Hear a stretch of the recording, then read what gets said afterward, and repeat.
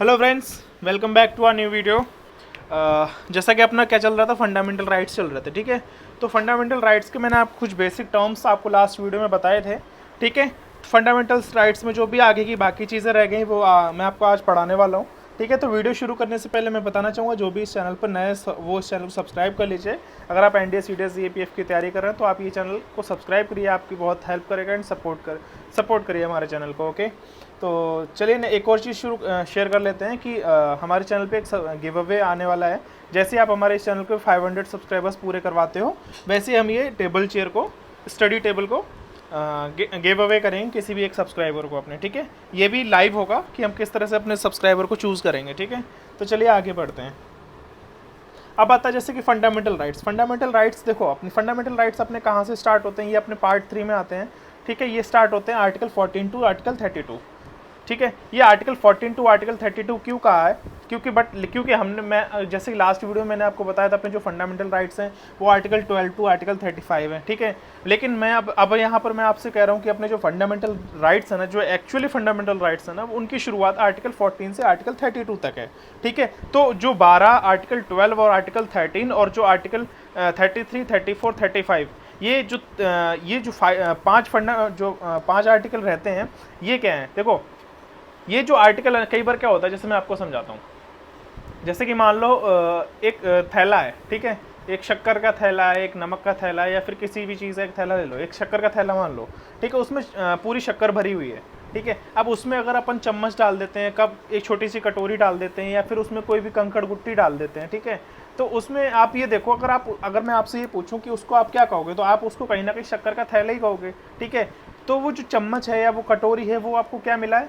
एक गिफ्ट मान लो, या फिर कंपनी की तरफ से आपको गिफ्ट दिया गया उस चीनी के थैले में। ठीक है, सेम उसी तरह से आर्टिकल जो फंडामेंटल राइट्स है ना, उनमें एग्जैक्ट जो अपने आर्टिकल 14 टू आर्टिकल 32 हैं, इनको समझने के लिए, इनको पढ़ने के लिए, ठीक है, इनको और अच्छे से डिफाइन करने के लिए, तो जो आर्टिकल 12, 13, 33, 34, 35, ये जो 5 आर्टिकल रहते हैं ना, इनको ऐड इसलिए किया गया है ताकि उन फंडामेंटल राइट्स को हम और अच्छे से समझ सकें। ठीक है, तो ये जो 5 आर्टिकल की मदद से हम उन फंडामेंटल राइट्स जो बेसिक हमारे हैं उनको समझने के लिए इनको ऐड किया गया है। तो अगर इनको उन फंडामेंटल राइट्स में ऐड किया गया, तब भी हम कहीं ना कहीं उन पूरे 12 से लेके और 35 तक उन सारे आर्टिकल्स को अपन क्या कहेंगे? Fundamental rights. ठीक है, तो ये जस्ट एक एक्स्ट्रा मटेरियल है, मतलब वो एक्स्ट्रा आर्टिकल्स ऐड कर दिए गए हैं ताकि आपको चीज़ें बहुत अच्छे से समझ में आ सकें, कुछ बेसिक चीज़ें हों जो कि आपको शुरू करने से पहले आपको समझाई जा सके। ठीक है, तो इसलिए ये आर्टिकल 12, 13, 33, 34 और 35। ठीक है, तो कई बार क्या होता है, देखो, तो ये सब चीज़ें होती हैं, इसलिए वो आर्टिकल्स ऐड किए गए हैं। तो इसलिए मैंने यहाँ पर लिखा article 12, article 13, 33, 34, 35, these are extra material. ठीक है, फंडामेंटल राइट्स हैं, बट हम उनको काउंट करेंगे, हम उनको फंडामेंटल राइट्स ही कहेंगे। ठीक है, जब अपने से पूछा जाएगा फंडामेंटल राइट्स कहाँ से कहाँ तक हैं, तो अपन 12 टू 35 कहेंगे, पार्ट 3 में कहेंगे। बट अगर आपकी नॉलेज के लिए आपसे पूछा जाए तो आप कहोगे 14 टू 32 फंडामेंटल राइट्स हैं। बट ये जो आर्टिकल्स हैं, इनको जस्ट एक एक्सप्लेनेशन देने के लिए, आपको बहुत अच्छे समझाने के लिए एक extra material, extra information add की गई ताकि आपको फंडामेंटल राइट्स समझ में आ सकें। ठीक है, चलिए आगे बढ़ते हैं। देखो, 6 तरह के फंडामेंटल राइट्स होते हैं अपने। देखो, जैसे मैंने यहाँ पर मेंशन भी किए हैं आपने, जैसे राइट टू इक्वालिटी है, देखो आर्टिकल 14 से आर्टिकल 18 तक है, तो 14 से स्टार्ट हुआ है, तो आप देख सकते हो। ठीक है, राइट टू फ्रीडम है, आर्टिकल 19 से 22 है, राइट अगेंस्ट एक्सप्लॉयटेशन है, आर्टिकल 23 से 24 है, right to freedom of religion है, article 25 to 28, cultural and educational rights 29 to 30, right to constitutional remedies है, आर्टिकल 32। ठीक है, तो आप यहाँ पर ये देखो कि जो अपने फंडामेंटल राइट्स है ना, वो स्टार्ट भी 14 से है और एंड भी अपना 32 तक है। ठीक है, तो ये इसीलिए मैंने आपको पहले ये चीज़ बताई। ठीक है, नेक्स्ट एक इसमें पॉइंट ऐसा है कि जैसे राइट टू प्रॉपर्टी था, वो आर्टिकल 31 में था। ठीक है, पहले, बट उसको रिमूव किया गया 44th अमेंडमेंट के थ्रू।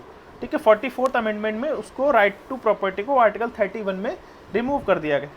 क्यों कर दिया गया? क्योंकि देखो, जैसा कि मैंने आपको ये भी बताया था कि फंडामेंटल राइट्स में अगर गवर्नमेंट कोई भी इशू क्रिएट करती है, अगर आपसे कोई फंडामेंटल राइट्स छीनता है, अगर आपको उसके रिगार्डिंग कोई प्रॉब्लम होती है, तो आप सुप्रीम कोर्ट जा सकते हो डायरेक्टली। ठीक है, तो जैसे कि राइट टू प्रॉपर्टी भी फंडामेंटल राइट्स में था। ठीक है, पहले, तो उसको रिमूव किया गया 44th अमेंडमेंट में, क्योंकि अगर मान लो इतनी ज़्यादा पॉपुलेशन है, इतनी ज़्यादा लोग हैं अपने इंडिया में, कि अगर राइट टू प्रॉपर्टी के रिगार्डिंग, देखो आपको भी जैसे पता होगा कि गांव वगैरह में, शहरों में राइट टू प्रॉपर्टी को लेके चीज़ें हर दिन, हर दूसरे दिन नई नई क्रिएट होती हैं, हर जगह लड़ाई दंगे होते हैं, ठीक है। तो अगर इस तरह से राइट टू प्रॉपर्टी को लेके अगर हर कोई सुप्रीम कोर्ट और हाई कोर्ट जाने लग जाएगा ना, तो फिर कैसे काम चलेगा। सिर्फ उसी के लिए, ठीक उसी के लिए, इसलिए इसको राइट टू प्रॉपर्टी को आर्टिकल जो 31 में था उसको रिमूव किया गया 44th अमेंडमेंट के थ्रू, और उसको कहाँ रख दिया गया, आर्टिकल 300A में, ठीक है, जो कि कॉन्स्टिट्यूशनल राइट्स में आ गया। मैंने आपको ये भी बताया था कि 3 तरह के राइट्स होते हैं, कॉन्स्टिट्यूशनल राइट्स, फंडामेंटल राइट्स और स्टैट्यूटरी राइट्स, ठीक है। तो इन राइट्स में तो उसको जो राइट टू प्रॉपर्टी है उसको कॉन्स्टिट्यूशनल राइट्स में रख दिया गया, ठीक है। अब नेक्स्ट आता है, देखो 2 तरह के होते हैं फंडामेंटल राइट्स भी, 2 तरह के हैं। देखो यहाँ पर जो अपने आर्टिकल 15, आर्टिकल 16, आर्टिकल 19 और आर्टिकल 29 और आर्टिकल 30, ये जो 5 आर्टिकल है ना, ये आप याद कर लेना क्योंकि यहाँ से क्वेश्चन भी बनता है, ठीक है। तो ये 5 आर्टिकल आप याद कर लेना, right to equality article 15, article 16, right to freedom article 19, cultural and educational rights article 29 और आर्टिकल 30। तो ये 5 राइट्स है ना, ये सिर्फ उन्हीं को मिलेंगे जो कि इंडिया के नागरिक हैं, ठीक है। जो इंडिया के सिटीजन्स हैं उन्हीं को ही मिलेंगे इन आर्टिकल्स की पूरी आज़ादी। इन आर्टिकल्स को पूरे अच्छे से इस्तेमाल कर सकते हो, अच्छे से यूज़ कर सकते हो, ये राइट्स आपके कंप्लीटली आपके हैं, ठीक है। लेकिन ये उन्हीं के लिए जो कंप्लीटली इस देश के नागरिक हैं। बट इसके अलावा जो और राइट्स बचते हैं, इन 5 राइट्स के अलावा जो और राइट्स अपने रहते हैं 14 to 32 में, इन राइट्स को अगर हटा दिया जाए तो जो और राइट्स हैं जैसे आर्टिकल 22, आर्टिकल 33, आर्टिकल 22, आर्टिकल 25, ये इस तरह से जो आर्टिकल 28, ठीक है, आर्टिकल 17, तो ये जो एक्स्ट्रा जो बाकी के राइट्स रहते हैं बचे हुए, वो किसको मिलते हैं, वो उनको भी मिलते हैं। जैसे कि कोई मान लो फॉरेन से आके अपने इंडिया में रह रहा है, ठीक है, कोई मान लो फॉरेनर घूमने आया है, कोई फॉरेन से आके इंडिया में पढ़ाई कर रहा है, कोई फॉरेन से आके इंडिया में शिफ्ट हुआ है, कंप्लीटली वो नागरिक नहीं है, ठीक है, कहीं ना कहीं वो NRI मतलब यहाँ का वीज़ा लेके रह रहा है, यहाँ पर पढ़ाई कर रहा है, ये सब चीज़ें, तो पढ़ाई तो कर रहा है बट उसको वो जो कंप्लीटली राइट्स है ना वो नहीं मिलेंगे। तो जो बाकी के राइट्स है ना वो फॉरेनर और सिटीजन्स दोनों के लिए हैं, बट ये राइट्स सिर्फ और सिर्फ इंडिया के सिटीजन्स के लिए हैं, 5 राइट्स, ठीक है। तो मैंने आपको क्या बताया, ये राइट्स सिर्फ इंडिया के सिटीजन्स के लिए हैं, और जो बाकी के राइट्स बचे हुए हैं ये फॉरेनर्स और इंडिया के नागरिक दोनों के लिए हैं, ठीक है। तो इसमें फॉरेनर्स भी ये राइट्स एंजॉय कर सकते हैं, बट ये राइट्स कंप्लीटली इंडियंस के लिए हैं, ठीक है। याद कर लेना क्योंकि कई बार अपने से क्वेश्चन पूछा जाता है किस तरह से कि भाई 4 ऑप्शन दे दिए जाते हैं, आर्टिकल 15, आर्टिकल 22, आर्टिकल 18, आर्टिकल 15, इनमें से कौन से राइट्स हैं जो कि सिर्फ इंडियन सिटीजन ही यूज़ कर सकते हैं कम्प्लीटली। तो यहाँ पर आपको पता होना चाहिए, ठीक है। चलिए आगे बढ़ते हैं। देखो फिर एक और चीज़ आती है, एक आता है पॉजिटिव राइट, एक नेगेटिव राइट, ठीक है। ये आपकी नॉलेज के लिए सीधा आप सिर्फ सीखते जाइएगा, ठीक है। तो पॉजिटिव राइट, नेगेटिव राइट क्या है। पॉजिटिव राइट का यहाँ पर मतलब है कर सकते हैं, और नेगेटिव राइट्स का मतलब है नहीं कर सकते, ठीक है। तो जब कर सकते हैं तो अपने को एक ऐसी फीलिंग आती है, पॉजिटिव फीलिंग आती है कि हाँ आप कर सकते हो। एक नेगेटिव फीलिंग कैसी आती है, जब आप ये करोगे तो आपको सज़ा मिल जाएगी, आप ये नहीं कर सकते हो, आप ये कर सकते हो पर इसके रिगार्डिंग आपको ये सज़ा मिलेगी, आप ये नहीं कर सकते, वो नहीं कर सकते। जैसे कि मैंने यहाँ पर एग्जाम्पल लिखा जैसे कि पॉजिटिव राइट में मैंने लिखा आपको एक पॉजिटिव फीलिंग के लिए कि आर्टिकल 25 जो कि अपना फ्रीडम ऑफ रिलीजन है, यहाँ पर यह है कि मान लो फ्रीडम ऑफ रिलीजन मतलब ये है कि आपको पूरी आज़ादी है अपने धर्म का, धर्म की पूजा करना, आपके अपने धर्म की रक्षा करना, आपको अपने धर्म को फैलाना, ठीक है, चारों तरफ इस देश दुनिया में, मतलब चारों लोगों, बहुत से लोगों पब्लिक के बीच आप अपने धर्म की प्रमोशन कर सकते हो, आप फैला सकते हो उसको, ठीक है। तो यहाँ आप देखो हर एक चीज़ आपको ऐसे आ रही पॉजिटिव फीलिंग कि आप अपने धर्म की रक्षा कर सकते हो, आप अपने धर्म की पूजा कर सकते हो, आप अपने धर्म को फैला सकते हो, यानी कि आपको हर एक चीज़ की परमिशन मिल रही है। तो आप देख रहे हो कि आपको एक पॉजिटिव फीलिंग आ रही है, ठीक है। तो फ्रीडम ऑफ रिलीजन, इसमें ये होगा कि आपको पूरी आज़ादी है, आपसे कोई भी सरकार ये नहीं कह सकती, कोई भी नागरिक ये नहीं कह सकता आप अपने धर्म की पूजा मत करो, आप ये मत करो, वो मत करो, नहीं, आपको पूरी आज़ादी है, ठीक है। तो यहाँ आपको एक पॉजिटिव फीलिंग आ रही है, ठीक है। सेम उसी तरह से नेगेटिव राइट्स में देखो, नेगेटिव राइट्स में एबॉलिशन ऑफ अनटचेबिलिटी। अनटचेबिलिटी क्या, छुआछूत, ठीक है। अनटचेबिलिटी जैसे कि अपने पुराने जब अपने देश में अंग्रेजों का शासन था तो उस टाइम क्या अंग्रेज हम लोगों को बहुत छोटा फील कराते थे कि अगर मान लो हमारा उनसे टच हो गया, कुछ भी बॉडी पार्ट टच हो गया, हमारा कपड़ा हमने उनका टच कर लिया, या उनको हमने पानी पीने को दिया, तो वो किस तरह से रिएक्ट करते हैं, अरे नहीं आप बहुत छोटे लोग हो, आपका ये आपने हमें छू कैसे लिया, हम आपके हाथ का पानी नहीं पियेंगे, हम ऐसे नहीं रहेंगे, हम वैसे नहीं रहेंगे। मतलब अंग्रेज हम लोगों को ना कंटिन्यूसली ना हमको वो छोटा फील कराते थे, ठीक है, कि आप बहुत गंदे लोग हो, आप बहुत छोटे लोग हो, आप कुछ नहीं आता आपको, ठीक है। तो अबॉलिशन ऑफ अनटचेबिलिटी, इस अनटचेबिलिटी को रिमूव करने के लिए, ठीक है। तो अगर मान लो कल को सरकार है या फिर कोई नागरिक है, अगर आप किसी को पानी देते हो, अगर कोई ये कहता है हम आपके हाथ का पानी नहीं पी सकते, ठीक है, हम सरकार कहती है आपसे कि आप बहुत छोटे हो, आप बहुत गरीब हो, हम आपको ये अपॉर्चुनिटी नहीं दे सकते हैं, छुआछूत तक आप फैला रहे हो, ठीक है, आप ये सब, तो ये एक नेगेटिव फीलिंग आ रही है। मैं आपको यहाँ नहीं कह रहा कि भाई ये राइट गलत है, ये राइट सही है, मैं आपको ये नहीं कह रहा कि ये फ्रीडम ऑफ रिलीजन सही है, अबॉलिशन ऑफ अनटचेबिलिटी गलत है, मैं आपको सही गलत नहीं बता रहा, मैं जस्ट एक सेंस बता रहा हूँ, एक राइट बता रहा हूँ, एक थॉट बता रहा हूँ कि इधर आपको मिल रहा है पॉजिटिव कि आप कुछ भी कर सकते हो, वहाँ पर आपको नेगेटिविटी आ रही है, आपका हाथ का पानी नहीं पी सकते, आप इधर उधर घूम नहीं सकते, आप उसको छू नहीं सकते हो, ठीक है, अनटचेबिलिटी। तो ये है। नेक्स्ट आता है कि जैसे कि अब मैंने आपको एक देखो एक और 3 चीज़ें बताई थी। एक मैंने स्टेट का वर्ड काफ़ी अपनी पॉलिटी की जो सीरीज चल रही है इसमें स्टेट का वर्ड काफ़ी यूज़ किया है, ठीक है। कहीं पर मैंने स्टेट का वर्ड की यूज़ किया एज अ इंडिया, ठीक है, इंडिया को एक स्टेट रिप्रेजेंट करते हैं एज अ स्टेट, ठीक है। फिर मैंने आपको ये भी बताया था गवर्नमेंट को भी अपने कॉन्स्टिट्यूशन में एज अ स्टेट कहा गया है, तो यहाँ पर उसी स्टेट की बात की गई है। अब देखो जैसे कि मैंने आपको बताया फ्रीडम ऑफ रिलीजन, ठीक है, इसमें देखो स्टेट मैंने यहाँ पर मेंशन किया। अगर मैं यहाँ पर अब देखो अब आप इंडिया को भूल जाना, बाकी पीछे जो भी है वो स्टेट बताए थे वो भूल जाना। अब मैंने अगर यहाँ पे स्टेट की बात करता हूँ तो आप गवर्नमेंट को याद रखना, ठीक है। तो अब मैं यहाँ पर बात कर रहा हूँ जैसे कि स्टेट में आता है, यहाँ पर मैंने लिखा freedom of religion example article 25, ये जस्ट एग्जाम्पल है और भी राइट्स हैं, ठीक है। तो एग्जाम्पल में मैंने आर्टिकल 25 फ्रीडम ऑफ रिलीजन यहाँ पर लिखा। तो यहाँ पर देखो फ्रीडम ऑफ रिलीजन क्या है, अगर मान लो गवर्नमेंट ये फंडामेंटल राइट्स आपसे छीनती है तो आप सीधा सुप्रीम कोर्ट जा सकते हो, बिल्कुल जा सकते हो, ठीक है।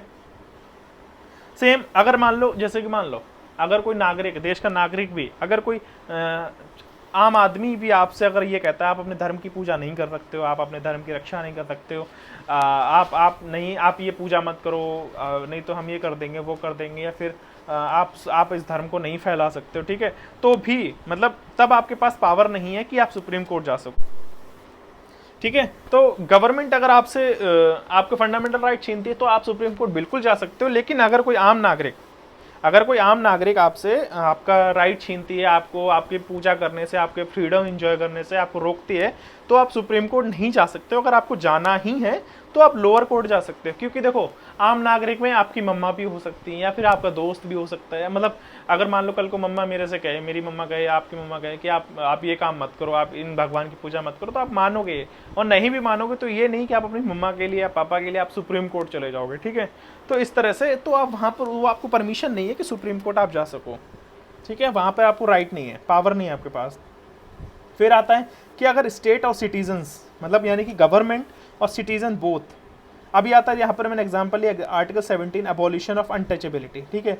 इसमें अगर मान लो अगर ये अबॉलिशन ऑफ अनटचेबिलिटी में अगर आपका राइट छीनता है कोई, मतलब चाहे सरकार हो चाहे कोई नागरिक हो, अगर दोनों ही, अगर आपको मान लो सरकार भी आपसे ये कहते हैं कि आपके हाथ का पानी हम नहीं पी सकते, आप ये काम नहीं कर सकते हो, आप ये फॉर्म नहीं भर सकते हो, आप इस राइट को एंजॉय नहीं कर सकते हो, या कोई नागरिक भी आपसे कहता है कि आप बहुत गंदे हो, आप बहुत छोटी समाज के हो, छोटी जात के हो, छोटी कास्ट के हो, ठीक है, हम ये नहीं कर सकते, खाना नहीं खा सकते, आप यहाँ पर बिजनेस नहीं कर सकते हो, ठीक है। अबॉलिशन ऑफ अनटचेबिलिटी मतलब छुआछूत के रिगार्डिंग, अगर चाहे सरकार हो चाहे नागरिक हो, अगर ये दोनों ही आपके राइट्स आपसे छीनते हैं, अगर आपको छोटा फील कराते हैं, आपके राइट्स को हार्म करते हैं, तो आप सुप्रीम कोर्ट जा सकते हो, चाहे वो सरकार हो चाहे कोई देश का नागरिक भी हो, ठीक है। अब नेक्स्ट आता है आर्टिकल 12। अब देखो आर्टिकल 12 में क्या है, आर्टिकल 12 में बात की गई डेफिनेशन ऑफ स्टेट। स्टेट मतलब क्या है, स्टेट मतलब है यहाँ पर गवर्नमेंट। मैं बार बार आपकी एक चीज़ बता रहा हूँ, यहाँ पर स्टेट का मतलब है गवर्नमेंट, स्टेट की जगह बात की गई गवर्नमेंट की, ठीक है। गवर्नमेंट में क्या आ जाता है, डेफिनेशन ऑफ स्टेट, यानी कि अब देखो आर्टिकल 12 और आर्टिकल 13, आर्टिकल 33, आर्टिकल 34 और आर्टिकल 35, ये 5 आर्टिकल मैंने आपको बताए थे कि इन 5 आर्टिकल की मदद से ही आपको जो आर्टिकल 12 to 32 हैं, आर्टिकल 14 to 32 हैं, वो तभी आपको समझ में आएंगे, ठीक है। तो पढ़ाऊंगा तो मैं आपको आर्टिकल 12 से, ठीक है, आर्टिकल 35 तक सीक्वेंस से, इसलिए ताकि आपको समझ में आ सके। अब देखो यहाँ पर आर्टिकल 12 है, आर्टिकल 12 में क्या बात की गई, definition of state. Definition of state मतलब गवर्नमेंट, ठीक है। तो गवर्नमेंट में कौन कौन आ जाता है, गवर्नमेंट में आ जाता है सेंट्रल गवर्नमेंट आ जाती है, ठीक है, सेंट्रल गवर्नमेंट आ जाती है, स्टेट गवर्नमेंट आ जाती है, पंचायत आ जाती है, म्यूनसिपैलिटीज़ आ जाती हैं, ठीक है। अब जैसे सेंट्रल गवर्नमेंट के लिए पार्लियामेंट रूल्स और लॉज बनाती है, स्टेट गवर्नमेंट के लिए स्टेट लेजिस्लेचर रूल्स बनाती है, ठीक है, या अदर अथॉरिटीज़ आ जाती हैं, ठीक है। तो अदर अथॉरिटी, जैसे अब इस आर्टिकल में ना अदर अथॉरिटीज जो मेंशन किया ना, ये शब्द, ये अदर अथॉरिटीज, ठीक है, ये अदर अथॉरिटीज क्या है, ये डिफाइंड नहीं है, ये सिर्फ आपको कोर्ट डिफाइन कर सकती है अदर अथॉरिटीज कौन कौन सी हैं। बट कि ये जो central government, state government, panchayat, municipalities या विधानसभा, विधान परिषद या जो भी ले लो, मतलब गवर्नमेंट का जो भी पार्ट है, जो भी हिस्सा अपने देश में काम कर रहा है, चाहे कोई भी ले लो, panchayat, municipality, state government, central government, कोई भी, यानी कि पूरी गवर्नमेंट एक कंप्लीट पैकेज ऑफ गवर्नमेंट का है, ठीक है। तो उस पूरी गवर्नमेंट की बात की गई, डेफिनेशन ऑफ स्टेट यानी उस पूरे गवर्नमेंट की बात की गई है। मतलब कि कोई भी गवर्नमेंट, यानी कि जैसे यहाँ पर मैंने एग्जांपल में लिखा, state can not take your freedom, मतलब गवर्नमेंट आपके फ्रीडम को नहीं छीन सकती।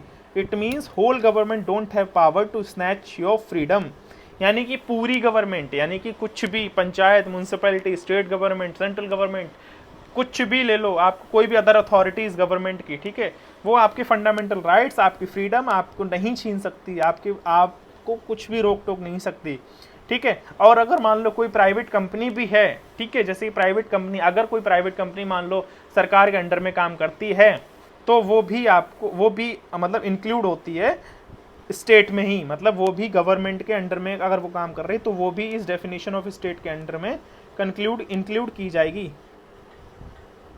ठीक है। तो ये मैंने आपको यहाँ पर समझा दिया।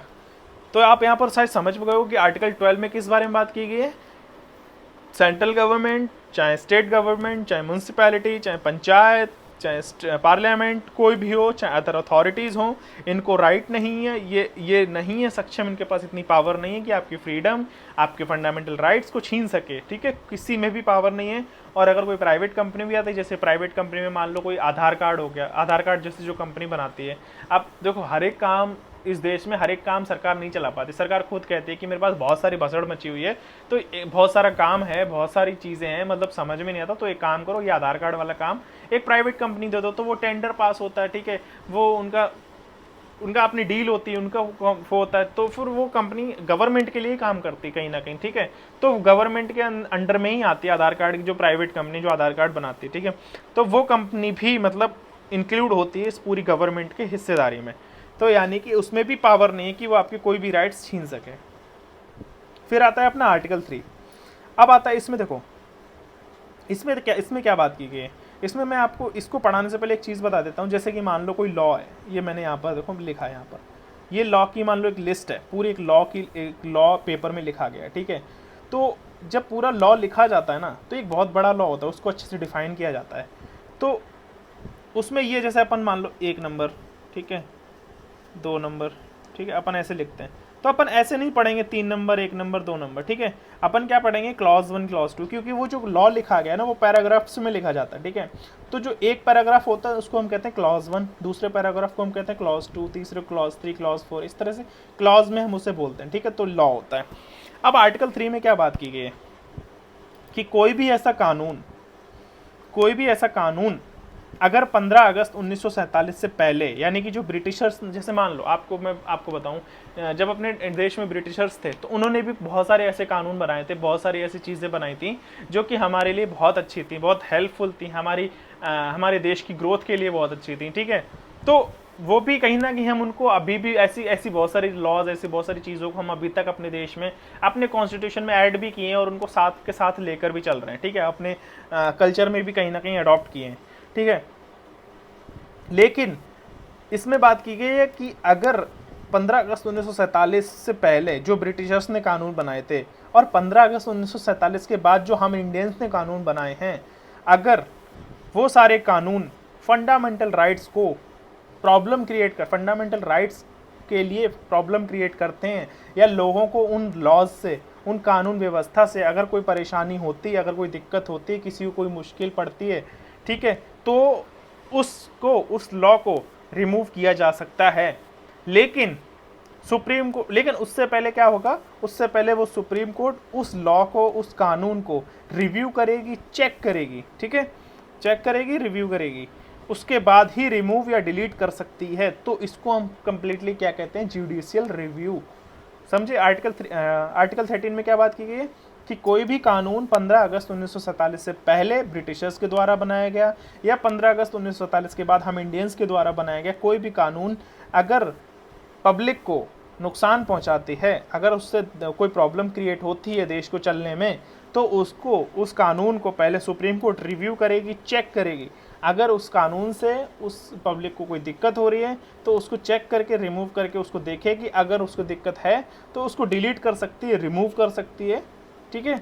और अगर नहीं है तो उसको रिमूव नहीं भी करेगी अगर वो कर तो, लेकिन उस रिव्यू और चेक को क्या कहते हैं? जुडिशियल रिव्यू, ठीक है। तो आप समझ गए हो कि आर्टिकल 30 में ये बात कही गई है। लेकिन अगर मान लो जैसे कोई कानून बना है, तो यहाँ पर कोई कानून बना है तो अगर मान लो उसको पूरे कानून को, उस पूरे पैराग्राफ को, पूरे कानून को सुप्रीम कोर्ट पढ़ती है, ठीक है। और अगर सुप्रीम कोर्ट उसको पढ़ती है तो उसको लगता है कि ये पूरा कानून खराब नहीं है, यानी कि पूरा कानून जो लिखा गया है ब्रिटिशर्स के द्वारा या इंडियंस के द्वारा, कोई भी कानून उसको लिखा गया है, तो इस पूरे कानून में जो भी बातें लिखी वो पूरा कानून तो गलत नहीं है, बट हाँ इस पूरे कानून में ये लिखा गया, ये एक पैराग्राफ, ये जो पैराग्राफ है ना, ये प्रॉब्लम क्रिएट कर रहा है, तो इस पैराग्राफ को रिमूव कर दो। यानी कि वो पैराग्राफ क्या है? एक क्लॉज। तो सरकार क्या करती है कि इसे क्लॉज, ये क्लॉज पूरे कानून जो बनाया गया है इसको पूरे खराब कर रहा है, तो इस क्लॉज को डिलीट कर दो, पूरे कानून को मत करो, पूरे लॉ को मत करो। क्योंकि देखो एक लॉ बनने में ना बहुत टाइम लगता है, बहुत मेहनत लगती है, बहुत सारा खर्चा आता है, ठीक है, बहुत सारे अप्रूवल्स लेने पड़ते हैं, तो उस पूरे लॉ को डिलीट करने में काफ़ी मुश्किलें रहती हैं। इतना आसान नहीं होता कि लॉ बनना और उसको डिलीट कर देना या रिमूव कर देना, ठीक है। तो कहीं ना कहीं अगर वो ये देखते हैं कि पूरा लॉ में अगर सिर्फ एक क्लॉज प्रॉब्लम क्रिएट करता है, उस क्लॉज को रिमूव कर दो। हाँ, और हाँ अगर उन्हें ये भी लगता है कि इस क्लॉज ने ये पूरा कानून ही, मतलब जो पूरा लॉ बना है ये ही पूरा खराब है, तो उसे भी वो डिलीट कर सकते हैं, रिमूव कर सकते हैं, ऐसी कोई बड़ी बात नहीं है। लेकिन उस पूरे प्रोसेस को क्या कहते हैं? जुडिशियल रिव्यू, ठीक है। अब दूसरी बात ये कि जो जुडिशियल रिव्यू मैंने यहाँ पर वर्ड यूज़ किया ना, ये अपने कहीं भी पूरे कॉन्स्टिट्यूशन में ये वर्ड रिटन नहीं है, ठीक है। ये कॉन्सेप्ट है, जस्ट एक कॉन्सेप्ट है जुडिशियल रिव्यू, जो कि हमने कहाँ से लिया है? यूएसए से। ये ऐसा वर्ड आपको, जुडिशियल रिव्यू वर्ड आपको पूरे कानून में कहीं भी देखने को नहीं मिलेगा, तो ये रिटन नहीं है, याद रखना। थर्ड आता है कि कानून कितने तरह के होते हैं। कानून जैसे कि मान लो आप आइसक्रीम खाने जाते हो, तो आइसक्रीम में आपको बटर स्कॉच, वनीला, चॉकलेट, तरह तरह के आपको फ्लेवर्स मिलते हैं। सेम उसी तरह से, ठीक है। तो ये कानून भी कई तरह के होते हैं, जैसे ऑर्डिनेंस होता है, ऑर्डर होता है, बाई लॉ होता है, रूल होता है, रेगुलेशन होता है, नोटिफिकेशन होता है, कस्टम होता है, यूसेज होता है, ठीक है। तो ये तरह तरह के कानून होते हैं। तो ये सब इंक्लूड होते हैं इस पूरे कानून की लिस्ट में, ठीक है। आर्टिकल 13 में जो कानून के बारे में हमने बात की कि अगर कोई लॉ बनता है तो उसमें अगर कोई प्रॉब्लम क्रिएट होती है तो हम उसको डिलीट या रिमूव भी कर सकते हैं, सुप्रीम कोर्ट उस पर रिव्यू और रीचेक करती है। तो आर्टिकल 13 में तो ये वाली बात की गई। आई होप आपको समझ में आ गया होगा। अगर आपको नहीं समझ में आया तो आप मुझे कमेंट बॉक्स में भी कमेंट कर सकते हो, आप मुझे फेसबुक पे भी मैसेज कर सकते हो, वहाँ पर आप मुझे जाके ऐड करो, लिंक आपको हर एक चीज़ का आपको डिस्क्रिप्शन में मिलेगा, तो आप चेक कर लीजिएगा, ठीक है। चलिए आगे बढ़ते हैं। अब आता है अब अपने जो स्टार्ट होते हैं वो होते हैं फंडामेंटल राइट्स। अब जो अपने बेसिक, जो मेजर, जो मेन अपने जो फंडामेंटल राइट्स हैं वो आपको अब आपको समझ में आएंगे, ठीक है, क्या क्या है। तो अगर आप ये देखो कि आर्टिकल 12 और आर्टिकल 13 अगर आप नहीं पढ़े होते, यानी कि स्टेट क्या है, स्टेट में कौन कौन सी चीज़ें आती हैं, ठीक है, क्या क्या गवर्नमेंट है, गवर्नमेंट में क्या क्या चीज़ें आती हैं, क्या होता है। फिर आर्टिकल 13 में मैंने आपको लॉज के बारे में पढ़ाया कि लॉज क्या होते हैं, जुडिशियल रिव्यू क्या होता है, सुप्रीम कोर्ट कैसे चेक करती है, कौन कौन से लॉ इंक्लूड होते हैं, ठीक है। वो सारी चीज़ें अगर आपको समझ में नहीं आती तो आपको अब आगे के आर्टिकल्स भी समझ में नहीं आते, ठीक है। अब आता है अपना आर्टिकल 14। आर्टिकल 14 में क्या बात की गई? The state shall not deny to any person, यानी कि equality before law. Equality before law यानी कि लॉ से पहले इक्वालिटी, हर नागरिक में इक्वालिटी होनी चाहिए। यानी कि the state shall not deny to any person equality before the law और equal protection of the laws within the territory of India. यानी कि अपनी जो इंडिया की बाउंड्री है, territory of India within, यानी कि जो अपने इंडिया की बाउंड्री है उसके अंदर अंदर अपने देश में अगर कोई नागरिक है तो उसको इक्वली ट्रीट किया जाएगा, इक्वल उसको प्रोटेक्शन दी जाएगी कानून से, और उसको कानून से पहले दर्जा दिया जाएगा। यानी हर एक इंसान को, हर एक नागरिक को कानून से पहले इक्वल बिफोर द लॉ, यानी कि कानून से पहले उसको इक्वली ट्रीट किया जाएगा, इक्वली उसको आज़ादी मिलेगी, इक्वली उसको नागरिकता मिलेगी और उसको इक्वली उस कानून से प्रोटेक्शन भी दी जाएगी, ठीक है। मतलब गवर्नमेंट, यहाँ पर स्टेट वर्ड यूज किया, देखो state word, the government shall not deny, मतलब the state shall not deny. यहाँ पर स्टेट का मतलब क्या है? गवर्नमेंट, ठीक है। The state shall not deny to any person, यानी कि वो किसी भी पर्सन को डिनाई नहीं करती है इक्वलिटी बिफोर द लॉ। ठीक है, लॉ से पहले इक्वलिटी उसको दी जाएगी, उसको इक्वल प्रोटेक्शन दी जाएगी कानून से। ठीक है, क्योंकि अगर मान लो किसी भी इंसान, किसी भी नागरिक के खिलाफ कोई अन्याय हो रहा होगा तो उसको कानून इक्वली न्याय दिलाएगी। ऐसा नहीं कि वो भेदभाव करेगी कि आप जनरल हो, ओबीसी हो, आप लोअर कास्ट हो, आप अपर कास्ट हो, तो ऐसा नहीं है कि लॉ से पहले हर कोई इंसान इक्वल है, चाहे वो लोअर कास्ट हो, चाहे अपर कास्ट हो, चाहे जनरल, एससी, एसटी, ओबीसी, कोई भी हो, XYZ, तो इक्वालिटी बिफोर लॉ। फिर आता है नेक्स्ट आर्टिकल 15। आर्टिकल 15 में बात की गई prohibition of discrimination on grounds of religion, caste, sex और प्लेस ऑफ बर्थ। यानी कि prohibition, the state shall not discriminate against any citizen on ground. यानी कि स्टेट, देखो यहाँ पर भी स्टेट, तो आप ये समझ पा रहे हो कि स्टेट का कितना अहम रोल यूज़ किया गया अपनी कॉन्स्टिट्यूशन में। तो द स्टेट शैल नॉट, यानी कि जो गवर्नमेंट है वो इस बिहाफ पे आपके साथ डिस्क्रिमिनेशन, भेदभाव नहीं कर सकती, जैसे कि रिलीजन, आपकी कास्ट, आपका सेक्स, आपका मेल फीमेल या फिर ट्रांसजेंडर या फिर प्लेस ऑफ बर्थ, आप कहाँ पैदा हुए हो, इन सब चीज़ों को लेके आपको डिस्क्रिमिनेट नहीं करेगी।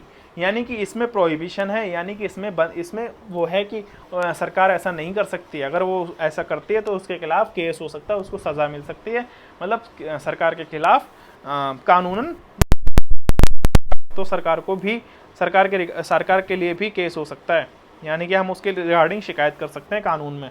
ठीक है, तो सरकार को इतना हक नहीं है कि वो आपको इन सब चीज़ों के आधार पे डिस्क्रिमिनेट करे।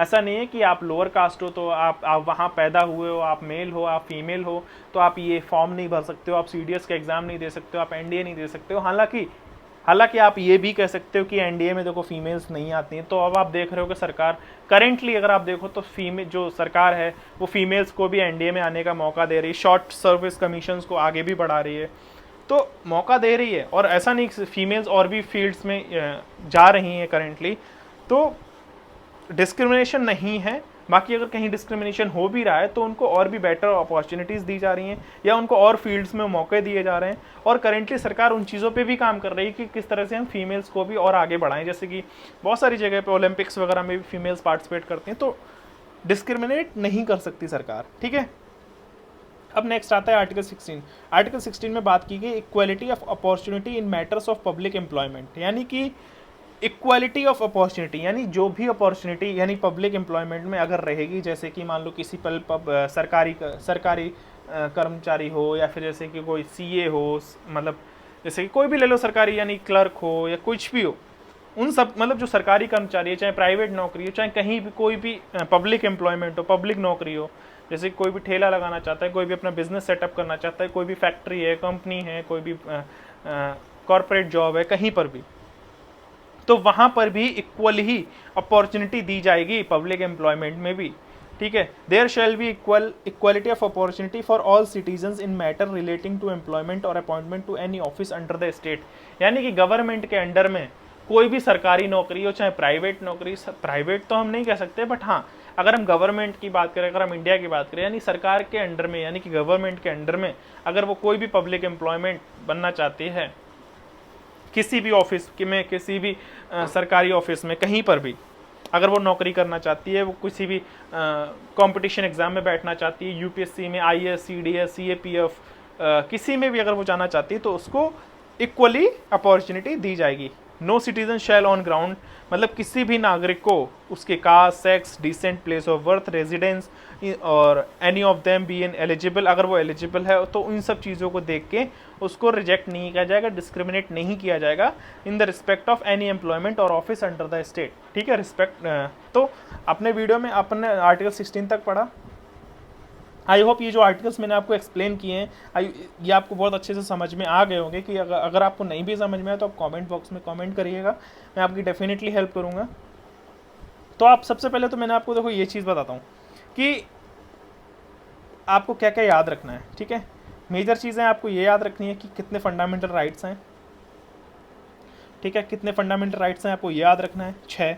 ठीक है, कौन से फंडामेंटल राइट्स में कितने आर्टिकल्स हैं वो आपको याद रखने पड़ेंगे।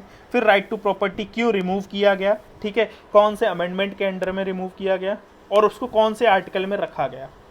ठीक है, तो ये चीज़ें आप याद रखना।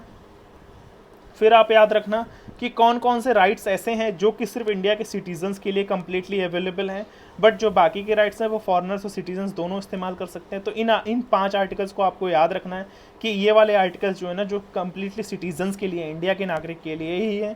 ठीक है, 2 चीज़ें हो गई। तीसरी चीज़ आप ये याद रखना कि यहाँ पर स्टेट का वर्ड यूज़ किया गया है गवर्नमेंट। तो हमेशा याद रखना कि अगर आपको कहीं भी कोई भी क्वेश्चन में स्टेट वर्ड यूज़ किया जाता है तो आप वहाँ अगर इस तरह से इस अपने फंडामेंटल राइट्स में इस गवर्नमेंट को लेके अगर कोई भी वर्ड यूज़ होता है तो अगर स्टेट वर्ड यूज़ होता है तो आप उसको गवर्नमेंट समझना। ठीक है, दूसरा आपसे ये भी क्वेश्चन किए जाते हैं आप सुप्रीम कोर्ट कब जा सकते हो कि और कब नहीं जा सकते हो। तो यहाँ पर आप देखो कि अगर आप कोई भी नागरिक आपसे फंडामेंटल राइट के रिगार्डिंग या फिर इस आर्टिकल के थ्रू प्रॉब्लम क्रिएट करता तो आप नहीं जा सकते हो सुप्रीम कोर्ट, बट गवर्नमेंट अगर आपके फंडामेंटल राइट्स छीनती है तो आप सुप्रीम कोर्ट डेफिनेटली जा सकते हो। दूसरा आता है आर्टिकल 17 अबॉलिशन ऑफ अनटचेबिलिटी। इसमें अगर आपकी कोई राइट्स छीनता है तो आप सुप्रीम कोर्ट जा सकते हो, चाहे वो सरकार हो और चाहे वो देश का नागरिक हो। फिर आपको क्या याद रखना है कि स्टेट में क्या क्या आता है, parliament, central government, state government, panchayat, municipalities and other authorities. ठीक है, दूसरा अदर अथॉरिटीज़ रिटन नहीं है, डिफाइंड नहीं है कॉन्स्टिट्यूशन में। ये जो आपको डेफिनेशन अगर आपको जाननी है तो ये सिर्फ आपको कोर्ट डिफाइन कर सकती है। ठीक है, तीसरा आता है कि आपको क्या याद रखना है, जुडिशियल रिव्यू वर्ड है। ठीक है, जुडिशियल रिव्यू वर्ड अपने कॉन्स्टिट्यूशन में रिटन नहीं है, ये कॉन्सेप्ट यूज़ किया है हमने यूएसए से लेकर। तीसरा कि जुडिशियल रिव्यू में क्या होता है एग्जैक्टली कि अगर कोई भी कानून 15 अगस्त 1947 से पहले या उसके बाद, चाहे वो इंडियंस ने बनाया हो चाहे ब्रिटिशर्स ने बनाया हो, अगर वो कानून हमारी जनता को, हमारी पब्लिक को नुकसान पहुंचाते हैं तो उसको सरकार रिव्यू करेगी, चेक करेगी, और अगर वो प्रॉब्लम क्रिएट करता है तो उसको रिमूव या डिलीट भी कर सकते हैं। तो ये इस तरह के कुछ कानून होते हैं जो कि इंक्लूडेड हैं इसमें। ठीक है, नेक्स्ट मैंने आपको बताया equality before law. Equality before law में क्या है कि हर किसी नागरिक को इक्वली न्याय मिलेगा। अगर उसको कोई प्रॉब्लम होती है तो किसी भी चीज़ को लेके ये नहीं किया जाएगा कि आप किस कास्ट के हो, कहाँ पैदा हुए हो, क्या सारी चीज़ें हैं, उन सब चीज़ों को नहीं, आपको इक्वल प्रोटेक्शन कानून से मिलेगी और आपको इक्वली ट्रीटमेंट मिलेगा, आपको इक्वली न्याय मिलेगा। फिर आर्टिकल 15 में बात की गई कि कास्ट, सेक्स, रिलीजन, इन सब चीज़ों को देख के आपको, प्लेस ऑफ बर्थ, इन सब चीज़ों को देख के आपको सरकार डिस्क्रिमिनेट नहीं कर सकती आपको। ठीक है, आपस में। फिर आर्टिकल 16 में बात की गई है कि आप चाहे पब्लिक एम्प्लॉयमेंट में जो भी स्टेट है यानी कि जो भी गवर्नमेंट के अंडर में पब्लिक एम्प्लॉयमेंट आते हैं, कोई भी ऑफिस आता है, कोई भी नौकरी आती है, उन सब में आपको इक्वल अपॉर्चुनिटी मिलेगी।